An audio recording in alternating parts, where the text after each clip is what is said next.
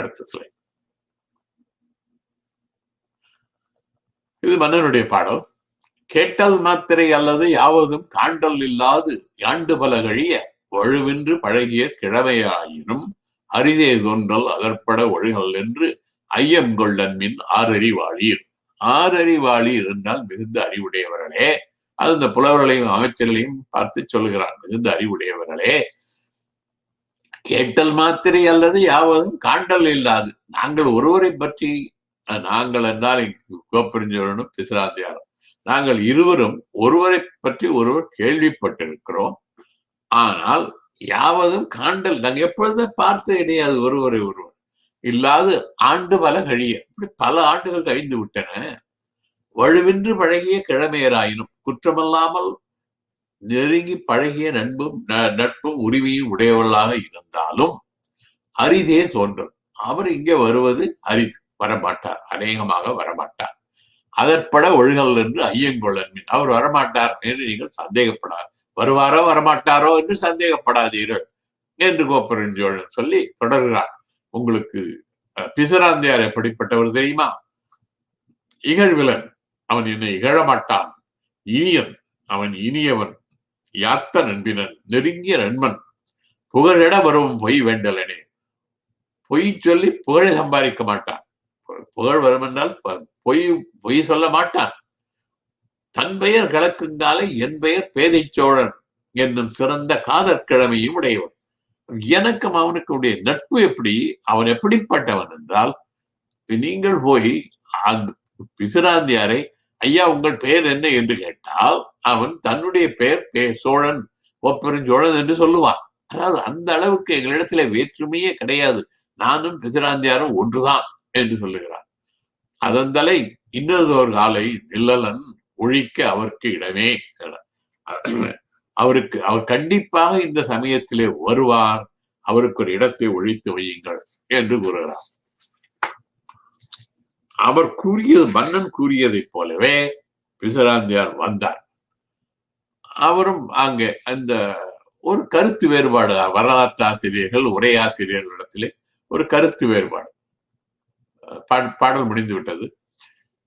அந்த கருத்து என்ன சொல்லுறாருன்னா, சில பேர் என்ன சொல்றாருன்னா, பிசிராந்தையார் வந்தார், ஆனால் அவர் மன்னன் இறந்த பிறகுதான் வந்தார் என்று சொல்லுவார். சிலர் இல்லை அவர் இறப்பதற்கு முன்னாலே வந்தார், அவரும் கூடவே இருந்து வடக்கிருந்து உயிர் நீத்தார். எது எப்படி இருந்தாலும் மன்னன் உயிர் நீத்த இடத்திலேயே அவரும் உயிர் நீத்தார், அங்கேயே அவர் செத்தார், வடக்கிருந்து உயிர் நீத்தார். ஆகவே இருவரும் இறந்தார்கள்.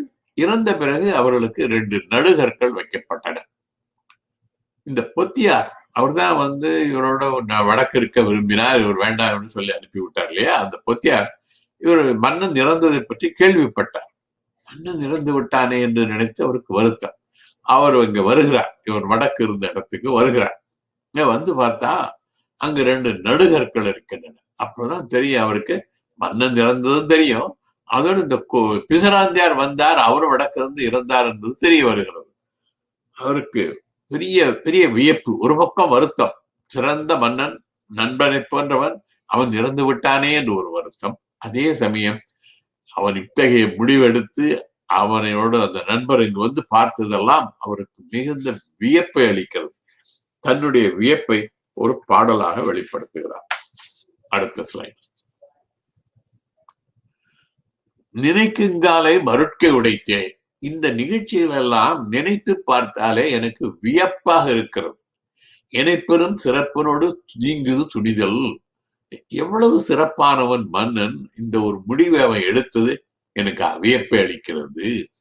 அதனினும் மருட்கை உடைத்தே பிற நாட்டு தோற்றம் சான்ற சான்றோன் போற்றி இசை மரபு ஆக நட்பு கந்தாக இணையதோர் காலை இங்கு வருதல்.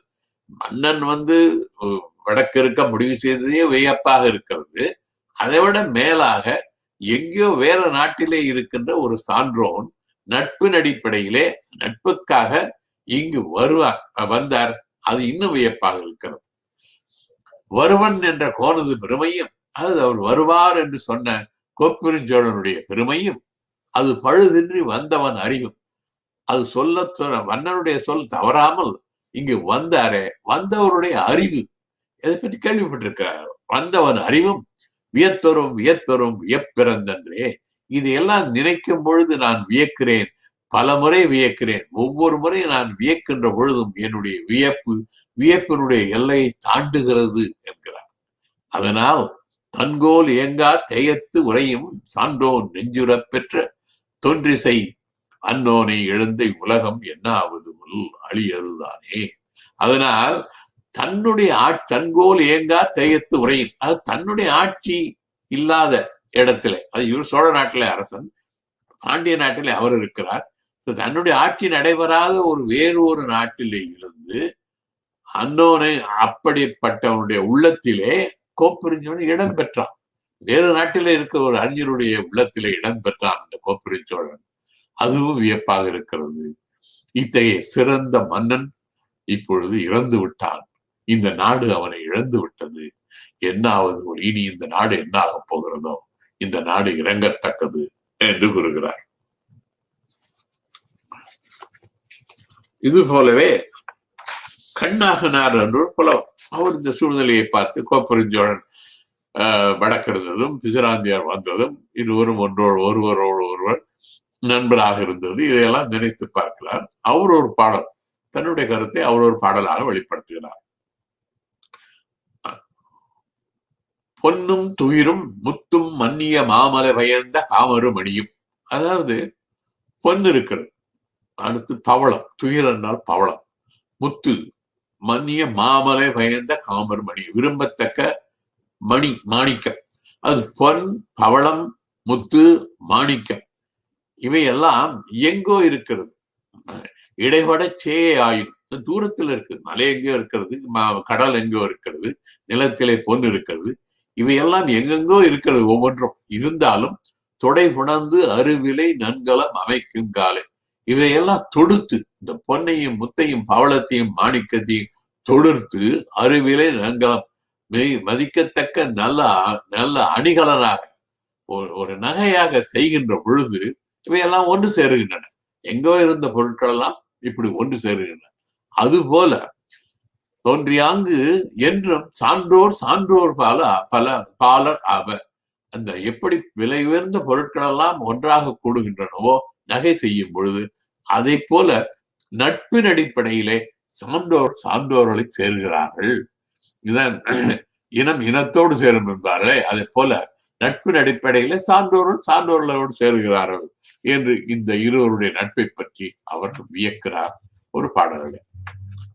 முடிவாக சோழ நாட்டை ஆட்சி புரிந்த கோப்பெருஞ்சோழனும் பாண்டிய நாட்டிலே வாழ்ந்த பிசிராந்தையாரும் ஒருவரை ஒருவர் காணாமலேயே, ஒருவரோடு ஒருவர் பேசி பழகாமலேயே, புணர்ச்சி பழகுதல் வேண்டா உணர்ச்சிதான் நட்பாம் கிழமை தரும் என்ற குரலுக்கு ஏற்ப பயன் கருதாமல், மகிழ்ச்சிக்காக இல்லாமல் அன்போடும் அறத்தோடும் கூடிய நட்பு கொண்டார்கள். தான் வடக்கு இருப்பதை கேட்டு தன்னை காண வருவார், பிசிராந்தியார் தன்னை காண வருவார் என்று கோப்பெருஞ்சோழன் கூறியதைப் போலவே பிசிராந்தியார் வந்தார். அவர் தன்னுடைய நண்பன் கோப்பெருஞ்சோழன் வடக்கிருந்த இடத்திலேயே தானும் வடக்கிருந்து உயிர் துறந்தார். இந்த நட்பை பற்றி ஒரு நினைக்கும் பொழுது எனக்கு திருக்குறளில் உள்ள ஒரு குறள் ஒன்று நினைவுக்கு வருகிறது. ஒரு குறளில ஒரு காதலன் தன்னுடைய காதலிக்கும் தனக்கும் இடையே உள்ள உறவு, நட்பு, இதை பற்றி சொல்லுகிறான். அவன் என்ன சொல்லுகிறான் என்றால், என்னுடைய காதலிக்கு எனக்கும் உள்ள ஒரு நட்பு எப்படி என்றால், அது எங்க உயிருக்கும் உடம்புக்கும் உள்ள நட்பை போல. அதாவது குறள் உடம்போடு உயிரிடை என்ன மற்றென்ன மடந்தையோடு எம்மிடை நட்பு. உடலுக்கும் உயிருக்கும் உள்ள ஒரு நட்பை போலது எனக்கும் என் காதலிக்கு இடையே உள்ள தொடர்பு. உயிர் இல்லாமல் உடல் இயங்க முடியாது, உடல் இல்லாமல் உயிர் இயங்க முடியாது. அவை இரண்டும் சேர்ந்தாதான் வாழ்க்கை. அதுதான் அவருடைய காதல் வாழ்க்கை. அதை போல பிசிராந்தியாரும் கோப்பெருஞ்சோழரும் நெருங்கிய நண்பர்களாக இருந்தார்கள். இந்த காதலன் கூறுவதை போல உயிரும் உடலும் போன்ற நட்புடையவர்களாக இருந்தார்கள். அந்த நட்பு தான் மிகச் சிறந்த நட்பு. அது இன்றும் பேசப்படுகிறது. ஆகவே பிசிராந்தியார் கோப்பெருஞ்சோழன் நட்பு வாழ்க, அதனுடைய பெருமை வளர என்று கூறி இதுவரை பொறுமையாக செவிமடுத்து கேட்டு நேயர்கள் அனைவருக்கும் நன்றி கூறி அமைகிறேன். வணக்கம்.